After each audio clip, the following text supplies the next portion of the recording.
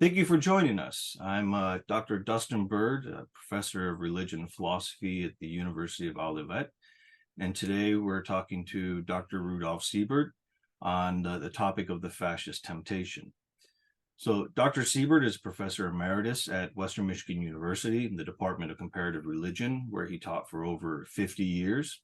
He's the founder and director of two international courses in Dubrovnik, Croatia, and Yalta, Ukraine. He has written dozens of books and hundreds of articles on the critical theory of the Frankfurt School, Hegel, political theology, psychology of religion. He's the foremost developer of the critical theory of religion and society. He recently published the book Hegel and the Critical Theory of Religion with Ekpyrosis Press, and he's currently writing a book on, what was the new title of the book, Rudy? Fascist Temptation and Democratic Resistance. Nice. Fascist Temptation and Democratic Resistance. He's a member of the Institute for Critical Social Theory, which was founded in 2021. So thank you for joining us, Dr. Siebert. It's good to have you again. You're welcome. So today, as I said, we're going to talk about the fascist temptation. And you've had personal experience with fascism growing up in the Third Reich. One of the things that they're constantly dealing with we have these new iterations of fascism in different parts of the world, is how do we define fascism? It's to the point where the term fascism is bandied around so often and on so many variety of different political theories that it's almost at threat of losing its meaning. So how should we define fascism in your perspective? Well, it is a difficult thing because fascism is not a rational reality, so that one could start cleanly with a definition and then one would know the whole thing. So fascism is, first of all, an experience. Only after many, many years, I became aware that there is a definition of fascism. So for many years, I just experienced it as a temptation or as a powerful reality. So I made the first experience. I had the first experience with fascism when I was 4 years old. I was in the castle of my uncle, Dr. Siebert, who was a judge, and his wife, my aunt, they together bought a little Hitler Youth uniform for me and put it on. So I marched around when I was 4 years old in a Hitler Youth uniform with a brown shirt and a swastika on the arm. That was my first temptation, and it was my first experience of it. And they showed me around to all their friends who were all fascists, and I was admired, and I had a status in the whole community. So, but I had no idea how would define it or what the definition would be of the whole thing. So when I was 6 years old, Hitler came into power, and he came to Frankfurt, where I was born, and he always waited half an hour. He came half an hour late so that the tensions would grow. And so I saw him there the first time. So these were the first experiences.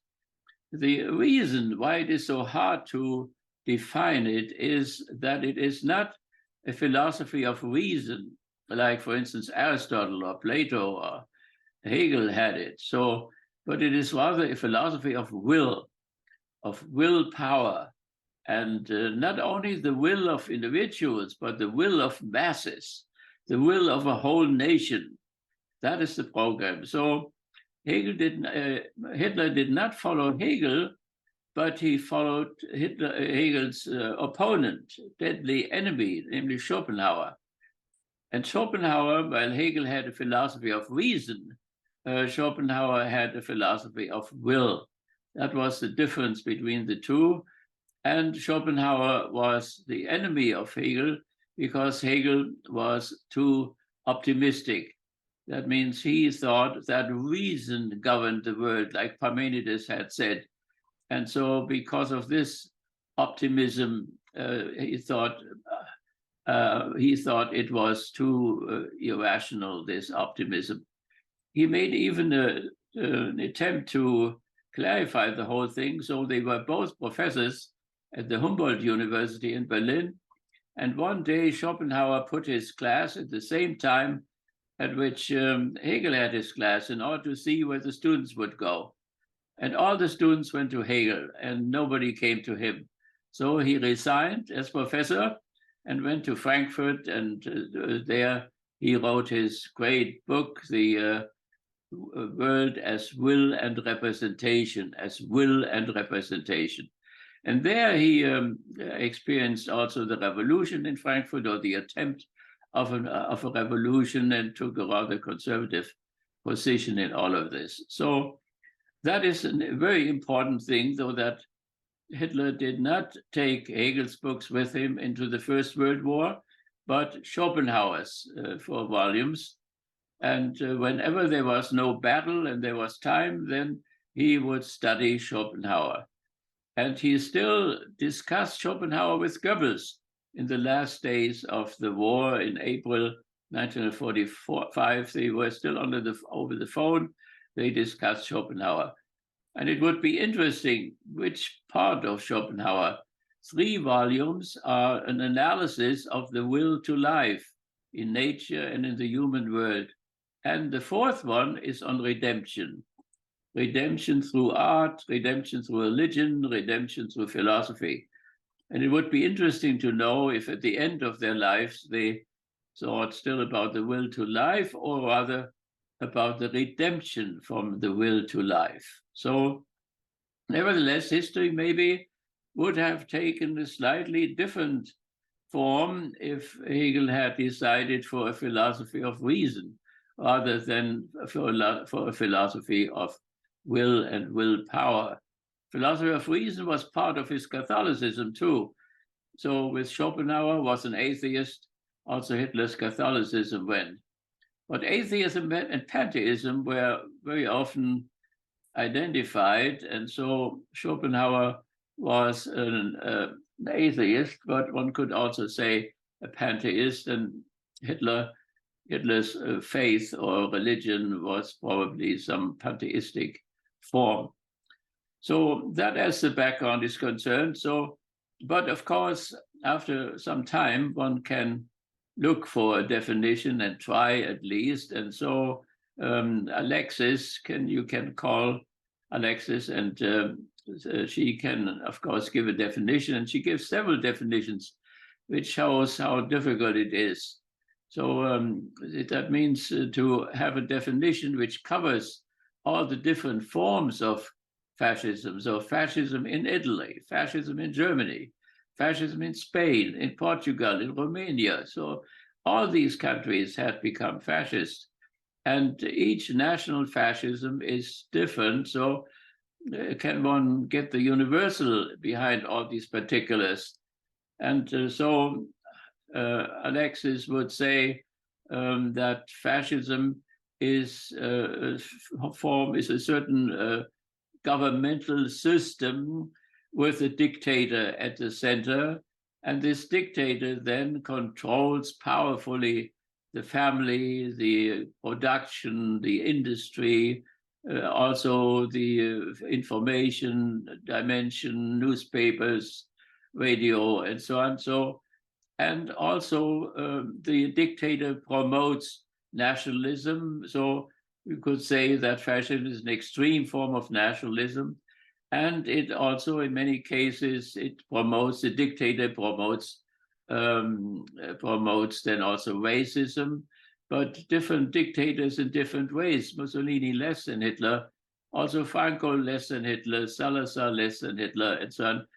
So Hitler was the most extreme racist among all the European fascists. So that would be a kind of a definition of fascism which one could get at this moment. Yeah, so it seems like there's 2, if you will, like primordial forms of fascism: the Italian fascism, which I think in fascist studies, whenever you're talking about Italian fascism, they use a capital F. And then there's Nazism, and then the German form of fascism. And then I think a lot of people assume that fascism ended with the defeat of these two powers, and the defeat of Mussolini and in the defeat of Hitler. But if fascism is a political theory, as you said, it's going to instantiate or enculturate in different parts of the world wherever it goes. In America, it looks like America, so we don't talk about Germans. We talk about George Washington, as they did in New York City with the Great Fascist Rally back in the 1930s. And so fascism is clearly not dead, right? Can it ever be dead? Can it ever be killed? Let's start here. What causes fascism in the world today? Well, so we have to hold on to that it is a philosophy of life and a philosophy of will. And a philosophy cannot simply be destroyed by military action or police action or whatever. So in spite of this horrendous defeat of fascism in Moscow, in Stalingrad, and in Kursk particularly, in spite of that defeat, it continued. And it continued in a strange way. So I mentioned my uncle, the judge who put the little Hitler Youth uniform on there. That city where he was judge, at that city we have today a monument, an Alpha monument. That is where the Russian and the American troops met and divided Europe in those two parts. So that these two were an anti-fascist alliance. So they both together had conquered European fascism and practically had put Europe into retirement. And they themselves, as two world historical powers, had moved on in history beyond Europe. They had superseded Europe in a certain sense. So that is the starting point now, because the two powers split. And as the Americans wanted to preserve or rescue Europe from communism, they hired a lot of fascist people for themselves, and the Russians, on the other hand, did the same thing. So Werner von Braun, for instance, he came from Peenemünde. He had built the rockets which hit London, and so he was taken over here to the United States with 200 other fascists, and they built, of course, the spaceship to the moon. And but not only those scientists were fascist scientists were hired, but also fascist specialists for the Soviet Union. So people who knew about the economy, the polity, and so on, were all hired in order to help in this struggle. And denazification was stopped after the Nuremberg trial, not completely, because in the 70s, there was still an Auschwitz trial in Frankfurt, where my cousin Persiger was the judge, and where he got gray hairs in a few months, not only because of what he heard about what happened in Auschwitz, but also because of the pressure he got from the German population, who said he should not sit in judgment over good citizens who just had done their duty according to the law of the time, and so on. So he was a broken man after the Auschwitz trial. So that was the reason why suddenly we allied ourselves with the same people whom we had defeated in order to stop communism. The Marshall Plan was, of course, another measure in order to prevent this, because impoverished Europe was very open for communism, and so everything had to be done to prevent it. And so all the fascist guys came back again. They were denazified in East Germany, in the German Democratic Republic. There they went through the denazification project, but in the West it was stopped, and all the old Nazis went back into the position, into secret service, into the military, and so on. They posed now as liberals, and they were careful about what they said, but they did not really change their fundamental fascist disposition, their fascist ethics in terms of the aristocratic principle of nature, the aristocratic principle of nature. While Christianity had caught we have to somehow overcome our animal nature, they set it free. And when you set free instincts, that's very pleasurable. But when you repress them, that is very painful. And so it was a certain release of all these energies which had been cultivated before. People tried at least to cultivate them. So that state then, this aristocratic principle of nature as a general idea of doing politics and leading the state and the family and so on. So now, what is the reason? We have fascism after the First World War coming up. The idea of a philosophy of life had come up already around 1900 or so, but it became of actuality after the First World War. So fascism comes about when you lose a war, or when you thought you had won a war, you fought 5 years hard, and then you find out that you had lost it. This unbelievable shock. Or when you somehow have an economic breakdown, horrible inflation or depression or whatever. And particularly when people in this chaos don't get through with their own reason anymore, when they cannot understand what is happening, when they are confused, or when somehow they are put back into a childlike position, because the authoritarian personality makes some sense, of course, in terms of children. So children have to be led in a certain sense. There must be some kind of parental authority because they cannot think things through. And also for young nations, maybe the same thing, that they have a Charlemagne or whatever in the beginning who tells them what to believe and so on and so on. So the authoritarian personality as such is not entirely bad, you could say. So it has to get another step to make it into a fascist personality. So nevertheless, these are some of the reasons why, when people's own reason doesn't function, and when the democratic system, if they have one, seems not to do the job anymore, when there is no Speaker of the House suddenly anymore, when the parties are split in themselves between right and left and so on. In this chaos, when somebody comes then and he appears as somebody who knows, some kind of a father figure, and in a certain sense, Trump defined it very well when he said, when I go Manhattan and kill somebody, they will still follow me. That means they follow me no matter what I'm doing.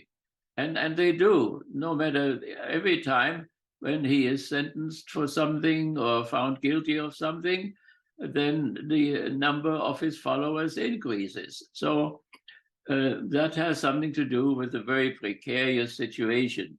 So fascism is not monarchy. Fascism is not aristocracy. Fascism is not democracy, in spite of the fact that they may say sometimes that they are democratic. It is when democracy becomes anarchy. If you have no Speaker of the House anymore, it becomes anarchical.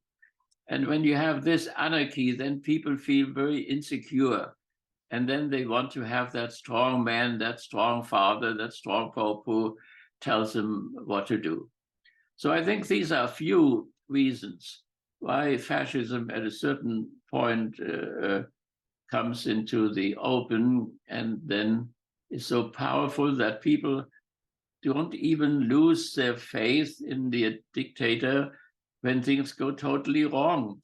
I saw in the last month of the war, my priest, Rudolf J in Frankfurt, who had been anti-fascist, but he still believed, after Stalingrad and Kursk, that Hitler alone could rescue us from communism. So the fear of communism can be an important factor why even very religious people become fascists. So it's that they think he alone can rescue us, and he will stand up for the old values against LGBT people and whatever is not supposed to be, so that the old order will be established again. So fascism is an extremely conservative movement in a certain sense, and particularly fascism is there to rescue capitalism. So when there is the feeling that capitalism may come to its end, that there are more socialistic countries or socialistic parties, then fascism comes up as reaction to the threat of communism. So it is somehow the decline of capitalism, which brings about a decline of liberal democracy, because we always think that the bourgeoisie has democracy, but the socialists don't. Of course, socialists want to be democratic people. So in a certain sense, the socialists have taken over the fundamental values of the bourgeois revolution. They also want to have democracy, including equality and including freedom and including brotherhood and sisterhood, values which have been taken out of religion, have been taken out of the Abrahamic religions, out of Christianity and so on. They have been translated into the secular dimension. But what the socialists would say, you bourgeois people, you cannot have democracy because you have no equality. There is the inequality of the rich and the poor.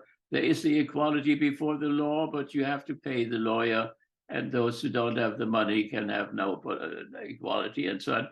And therefore, the socialistic revolutions transcend or supersede the bourgeois revolutions and say, we will make it better. We will have not only formal democracy, the exchange of powers every 4 years or whatever, but we will have material democracy. So we will have economic democracy, so that people have equal income, equal poverty. They are not horribly poor people, street people on one side, and then billionaires on the other side, and so on. So that was the historical process.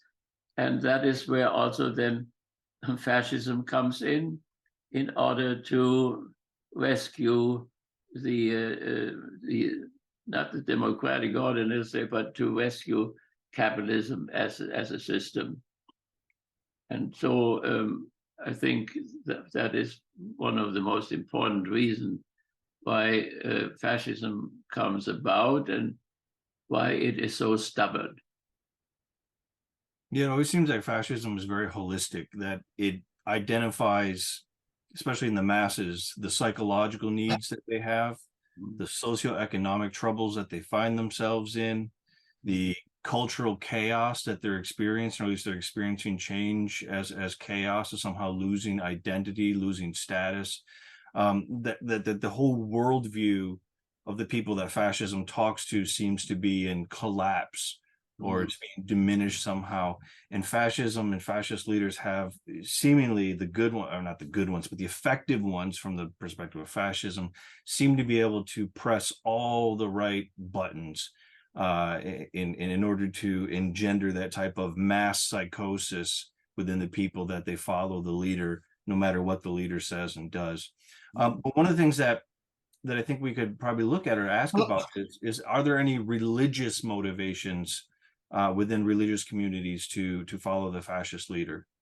Well, I mean, we can look at Pius the 11th and Pius the 12th, which was really a horrible catastrophe in terms of faith positions and so on. And even the Eternal Word today, or Fox News, never mentioned this, that the church had concorded with Mussolini, the Lateran Treaty, and had a Reichskonkordat with Hitler, which is still valid today in the German Federal Republic. So this was a temptation. That was a great temptation. And why Pius the 11th and then the 12th, why they tried to do this was the fear of communism. I think that is the main motivation why the church thought that the fascist leaders, they were Catholics, and they said some Catholic statements sometimes. And so they had the feeling that the fascists were on the side of the church. They found out in the first years already that this was not true.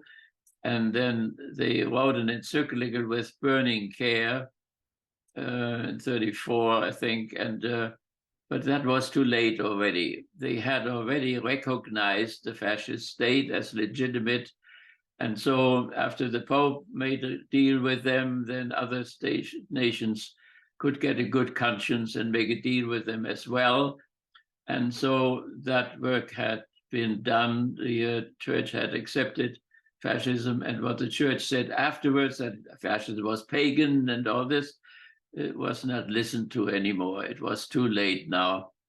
And of course, the army chaplains were in place. So I had a friend who was an army chaplain, and he was a fanatic believer, but also had no problems to stand by when 20,000 children in the Soviet Union were just machine gunned down, and he just prayed his rosary, and his Protestant counterpart didn't do any more. So this is a horrible scandal that the church fell for this temptation and that it was acted out. And this friend of mine, he was so fanatic that he froze his legs off sitting on the back of a tank and had to be operated on without anesthesia, and then was in a prison in Paris where he went with people who were sentenced to death every day and had to write the letters. And then he came home to the Diocese of Mainz and he wanted to resign. That was the decent thing to do, to resign. But the bishop persuaded him that he should become the head of the seminary. And so he became the head of the seminary, and the whole thing went on. And he remained anti-socialist and anti-communist and did not take any socialistic students into the seminary and so on. And so the whole old issue went on. And I found once in the Frankfurt airport, I found a little book about him, with him in his uniform with the swastika and the cross at the same time, on the same uniform. So that is a historical case which is neglected to be reflected on, that the church itself fell into the fascist temptation. It always seemed impossible from my perspective to read like the Gospels, to read the Sermon on the Mount. Blessed are the poor, blessed are the meek, blessed are the peacemakers, and then reconcile that to the aristocratic law of nature, the right of the predator to devour the prey. Yet we see so many Christians who are attracted to fascism, as you always say, you know, those who marched in to the Soviet Union and killed 27 million Soviets were all baptized Catholics and Protestants. You know, how could that catastrophe happen? And now in today, in the US at least, we have a problem with Christian nationalism, which isn't blessed are the peacemakers, but it's delight in the delight really in the pain and the suffering and the abuse that was, let's say, meted out against immigrants, for instance, in the child separation policy. I mean, it was the delight in that, you know, from these groups. It was the delight in the demeaning of Muslims, and the delight in the way in which Trump, for instance, heckled people and degraded them and things like this. And it always seemed like, how do you reconcile these two? How do you reconcile Christianity, which is about love of the enemy and love of the neighbor, you know, this altruistic worldview, with this kind of hatred in barbarity that you get out of fascism? How can these be reconciled? Well, one answer would be that the whole transformation, the Christian mission, did really not work from the very beginning. That means that how these Germanic nations were Christianized by Charlemagne, for instance, who killed 4,000 Saxon leaders because they did not want to be baptized and so on. So that Christianity was connected with culture, that it brought with it the Roman culture and a lot of things in agriculture and all that. And that culture and Christianity came together in the form of the Constantinian type of Christianity, where then Augustine made a certain law, the peace law or the just war theory, the 7-point just war theory. And for centuries and centuries, they had that theory, 7 points. For instance, you could not make a war if that would involve civilians. So if you had, if there was a danger that civilians could be killed, you could not have that war. Well, in 1500 years, there were only 2 kings who stopped a war. One was Maria Theresa of Austria, stopped the war because the 7 points were not fulfilled. All the others made their wars and thought that their wars was a just war, and the other one also thought that it was a just war. And the army chaplains on one side preached against the army chaplains on the other side, and so on. So what that did for the truth claim of Christianity, Jesus made very clear that be one, and if you are not one, then people will not believe that you have the truth, and so on. So this did tremendous damage to Christianity, so that it became a name, or that it became a set of values which one paid lip service to, but which one did not take seriously. Now, in all these last wars which we have around here, the idea of revenge comes up and so on. Well, in terms of the lex talionis, from a Jewish point of view, the lex talionis is acceptable. Also, from an Islamic point of view, it is acceptable.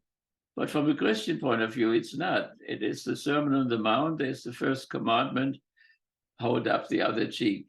Nobody holds up the other cheek. So there it is was not taken seriously by the Christians themselves. And when you read Marx, you will see Marx is against all that what people say about him by Fox News and the Eternal Word. Every night they have some Marxist attack. What the man said was that the Christians he knew in Brussels, in Berlin, in London, and so on, that they did not follow what Jesus had taught, that they did the exact opposite all day long.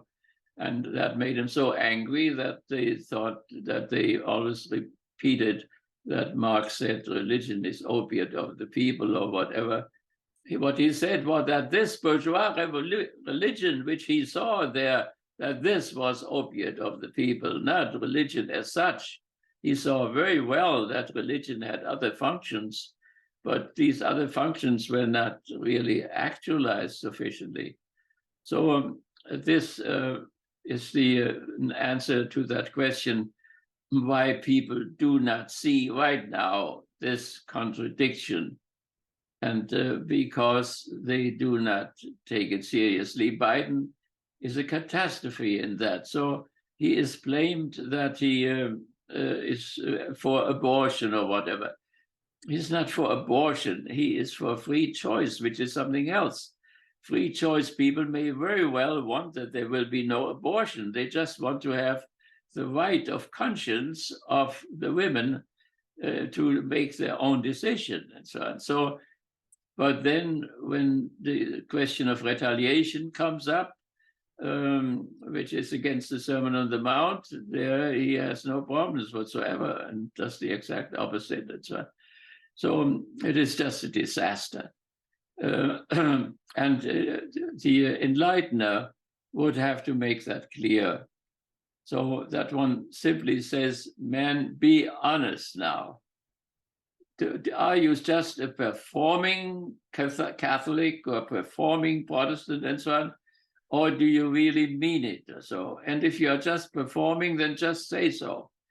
Say that it is a cover up for things and so on. So it has gone wrong. The missionary work has gone wrong. And today, of course, the church wants to be in a new way a missionary community. So that would be exactly the time now to reflect on that, that if one does this missionary work, that it is done really honestly, and that one simply says, okay, this is impractical. This cannot be done. The Sermon on the Mount cannot be done. And not simply saying, well, it's just for the individual, but it's not for the collective, it's not for the state and whatever. An ethical value which would be value only for this or that would not be a real ethical value in the first place. So there is a great need of honesty, and to have this honesty would also make it more difficult to fall for the fascist temptation. Yeah, I always found it striking that a lot of very conservative Christians in the U.S. want to put the 10 Commandments in schools and in judges' rooms and courthouses and things like this, but they don't ever try to put the Sermon on the Mount in those places. It's always the vengeful, right, authoritarian. It's not the hopeful, revolutionary revolution of hope and brotherliness. That's not what it is. It's those thou shalt nots, no exceptions. And that I think says something about the psyche of a lot of very conservative, authoritarian leaning, those who would fall for fascism when fascism makes itself apparent within our society. And speaking of that, we obviously just went through 4 years of the Trump administration, where a lot of theorists of fascism either came on fallen on the side that he's not quite a fascist, that he is a fascist. Some waited to the very end in January 7th. They said, yes, clearly now we have to say he's a fascist. I wrote a book on Trump where I analyzed this idea that he could be a fascist, and I came to the conclusion that I think he's incapable of being a fascist. That he performs fascism. He will advocate for all these fascist-like things without the name of fascism, obviously. But because of his psyche is so centered on himself, everything he performs is to his own benefit. Whereas in a true fascist leader, it's not the individual per se that's deified, with apotheosis. It's the nation, it's the people, it's the identity, it's the tribe. And Trump has none of that. It's all for himself. So, which I'm open to discourse on that. Do you agree with that, or do you see Trump as a traditional, classic fascist in his own kind of buffoonish, clownish way? So, I mean, here we come to our original question of definition. How is it to be defined? And we said already that every nation has its own fascism. So the German fascism was quite different from the Italian one and the Spanish one and so on.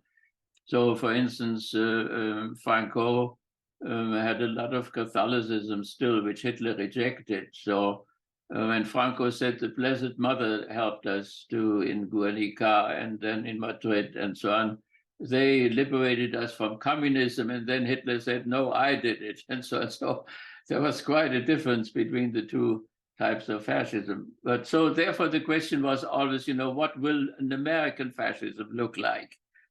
And that cannot be said a priori what that will look like. And so somehow Trump may have shown us the way what American fascism could possibly look like. So, but for instance, he seems not to be an anti-Semite. He has a Jewish son-in-law and his daughter converted and so on. So, but we have forms of fascism in Argentina, for instance, which was less racist than Hitler. Hitler obviously was the most extreme racist, and Mussolini much less, and so on. So I think the element of faith and followingship and loyalty. This loyalty may not simply be a matter of egoism, but it may also be part of his worldview or whatever. People have to be loyal to him, and he measures their value by their loyalty. And and that they believe everything, no matter how irrational it may become, in the sense of a reasoned philosophy and so on. So I think there are certain elements, and they may show us the way to specifically American form of fascism, which may, work with the Constitution. Or, I mean, the most extreme case, he had some visitors recently, and they talked about that this would be the last election.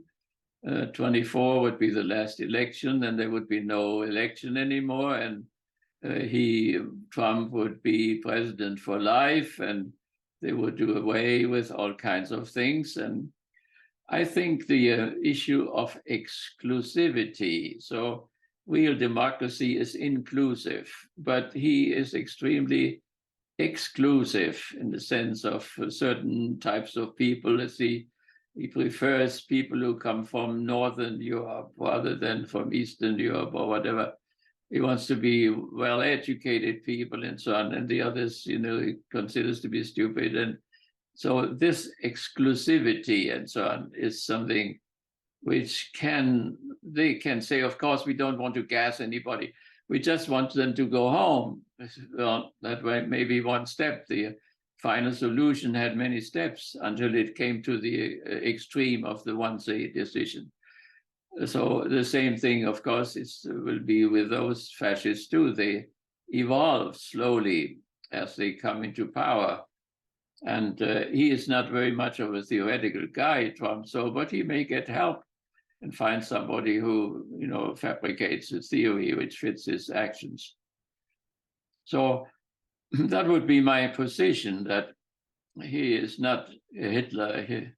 He is not even a Mussolini or Franco or Salazar or whatever, but he is an American version of that, including his clownishness. Or there is also an issue which binds him together with this tradition, and that is, for instance, that he wants to be a winner. He must be a winner. He cannot lose. But paradoxically enough, then he suddenly becomes a victim, and he plays the victim. And every time when he is sentenced by somebody or whatever, and the court is after him, then he is placed as victim, and he looks like a victim. And people say, well, the Democrats use this court procedure just in order to keep him out of office, and so on and so on. They're all with him. And his numbers increase. So that would be my position. It's not Hitler. He is not Mussolini, no. But maybe he is an American version of what they once presented. In Lewinthal's book, I think they call it, or in Prophets of Deceit, that book, they call it the persecuted strongman, that he's both persecuted unjustly, and in Trump speak, he's treated unfairly, as he always says. Right. At the same time, he's the only person who can fix it. He's the only person who can turn the country around. That is a strange paradox. So it is on one side the conservative father, and it's the rebellious son in one person. So this Hitler and they have the same thing. So, and then when he is the son, some of the rebellious son, they think he is a revolutionary. And but what they, particularly the working class people, mistake all the time is they're not revolutionaries. Fox News is not revolutionary. Fox News is counter-revolutionary. That means counter against the socialistic revolution. They want to preserve capitalism and so on. So in that sense, they are counter-revolutionary, and very often their rhetoric sounds as if it was revolutionary. But when we seem to make America great again, or Hitler wanted to make Europe great again, and so on, that means again, this again. It is something in the past which should be brought up again and should be renewed again. It should not be anything new at all. So therefore, even in a conservative country like ours, fascism can get through somehow because it is not really revolutionary. It somehow tells people, it produces the appearance somehow, some rebelliousness, and binds it together with a fundamental conservative attitude. So paradoxically, it's contradictory. I mean, everything in life is contradictory. So fascism is extremely contradictory. Yeah, of course, Marx said everywhere fascism or everywhere capitalism goes, it undermines the family, undermines tradition, undermines, culture, undermines identity, undermines all of that stuff. But then, of course, the fascist is the one who emphasizes identity, emphasizes culture. As you said, it's looking backwards. It's retrotopian.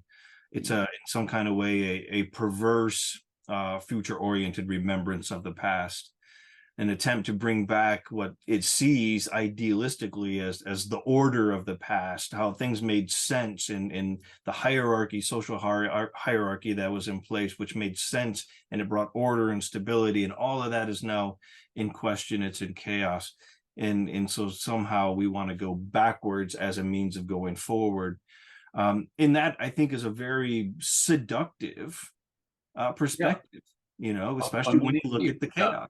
Like for Catholics, for instance, right? So when you think of names already, why did they call, this campaign against the Soviet Union, why did they call it Barbarossa, Barbarossa was the greatest emperor. He lived in Sicily.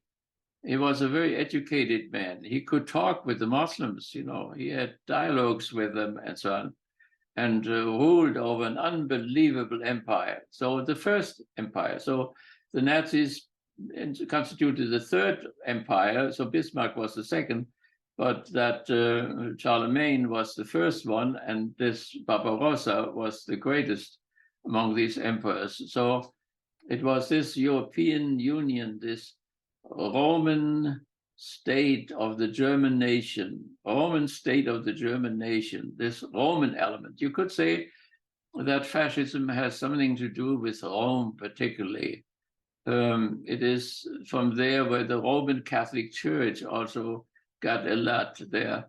That when Hitler, for instance, looked at a Protestant bishop, he looked like in his civilian clothing from the French Revolution, and then he compared it with a cardinal, with a Roman cardinal who walked around with the habit of a senator and so on. That impressed him tremendously. So while Hitler rejected the Hebrew part of Catholicism, he had some appreciation for the Greek part, but he emphasized particularly the Roman part. So with this Roman tradition comes this authoritarianism, and then when the European community gets in trouble, this Roman element recommends itself as the solution of the problem. And so if you educate children in religion in an authoritarian way, you produce at the same time people who are useful for an authoritarian state as well. That is why then 1920s, 30s, many priests and bishops even became fascists, and gave a good example for the believers who followed them.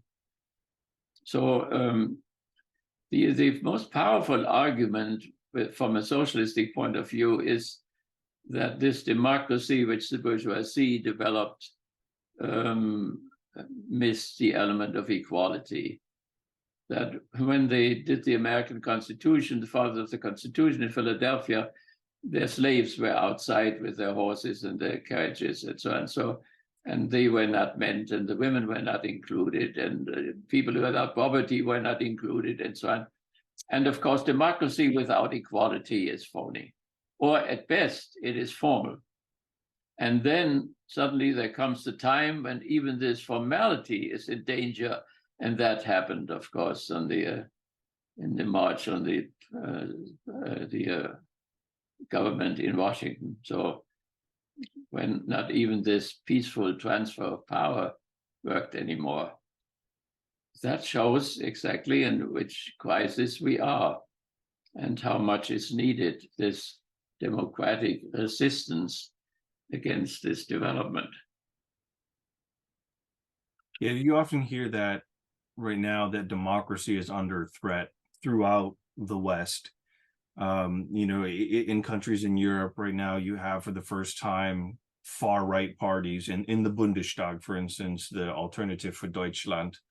There you have these right-wing, anti-immigrant, very racist movements in Austria, in the Netherlands, in Britain, and in a variety of other countries where there's a feeling that the population, the native population, is, to use the term that was coined by Rudolf Camus, but not to mean it in the same way that he had meant it in his book, but there's a feeling that they're being replaced. That somehow immigration is such there's such a large wave of immigration that the population in and of itself is being submerged. It's being deculturized, losing the traditions of that have been in part of the European societies for centuries. That it's starting to look more and more like America, like a Willensgemeinschaften state, right, where we just kind of politically create a people as opposed to a Volksgemeinschaften states, where to be part of that people is to share the language, share the history, shared culture. But that's not the way of the modern world, and I think that causes a lot of tension, which again makes the temptation so strong for people who want to have more of a traditional way of being in the world, more of a stable, non-dynamic, static way of being in the world, like their parents, like their grandparents, as they would say. And so that too, I think, just this modern idea of diversity and democracy, and the problems it does cause, because it's not perfect, as well as I'm committed to it, but it's not perfect, but it does cause these problems. And that's another reason why people are so attracted to these far right-wing neo-fascist movements. Yeah. And that was the case from the very beginning. From the very beginning, Hitler saw fascism as a defensive structure, defense against all these forms of disintegration, and therefore the name of Barbarossa. And that continues. Recently they brought Zelensky there to Berlin on the helicopter, and then they took him to Aachen, where Charlemagne was his capital, and so on, and gave him some kind of a Charlemagne decoration or whatever. So if it is Barbarossa, or if it is Charlemagne or whatever, these are names which stand for Germanic Europe, which had existed for 1,000 years, and the British Empire was the last step in this development. So that is what is to be preserved, and what is in danger of being replaced by the immigration and so on, or with the Olympics already, where Hitler's attitude toward Black people and so it showed.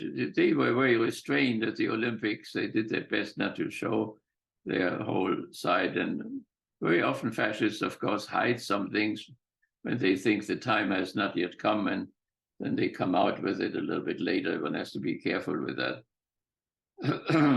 So it is all understandable, but it is the wrong solution to think that things can become stable. And we have this incident, how when we say that Hegel, for instance, is persona non grata, every night I listen to Fox News, and I listen to the eternal word, and there is this attack against Marx, of course. And now recently they must have studied something. They bring Hegel in too and make him responsible for the whole thing. particularly his dialectics. And what is wrong with his dialectics? That is panta rhei, everything moves. And so all ruling classes want to tell their people that they are forever, for eternal. The slaveholders told that to the slaves, and the feudal lords to the serfs, and the capitalists tell it to the wage laborers. We are forever, and most of them really believe that there will be nothing after capitalism, that capitalism is the fundamental, is the soul of the whole thing and the end of the whole thing, and so on. And this is simply an untruth. It is not true. Also, capitalism will go as feudalism went and as slavery went, and so on. And they turned the whole historical process upside down in order to rescue capitalism, at least in the mind, if not in reality. So, yes, you are right. So that is what the democratic resistance is up to. And this democratic resistance, what kind of a democracy is it then? Is the liberal democracy which we have, which is formal and just wants to exchange power every 4 years? Or does it mean that workers co-determine, for instance, which they do in Europe, but they don't here? The workers do not co-determine what happens to the profit which they produce. So, and of course, more than the co-determined, co-ownership and so on. So the fundamental principle with capitalism is always this contradiction of a private appropriation of collective surplus labor. That means what is beyond the salary is also the product of the workers. And therefore, the question is what to do with this part. And there is Bernie's idea of a Northern European type of social democracy, which is the mildest form of what one can do, of taxing the billionaires out of the value which they have not created, but which they appropriate, and those who created it do not get it. And no reform of capitalism can deal with that adequately, and that is what has to be solved. And as long as this type of contradiction exists, then people have to suffer from it. And it means particularly the military industrial complex, the tremendous profitability of war. Those people who, the feudal lord went up in front and did the fighting, the serf carried his weapon, the capitalist lets his workers go and fight, and he makes the profit at home. All these things are untenable. And so the question is what kind of a democratic resistance it will be. If it will be genuine, that means it will contain the element of equality, of freedom, of justice, and brotherhood and sisterhood. Only then it can be strong enough. And of course, our fathers of the Constitution knew already that democracy cannot exist without virtue. And then they knew at the same time that people are not virtuous. That would mean that there cannot be any democracy. But they wanted to have democracy anyway, with people who have a lot of vices, like Trump.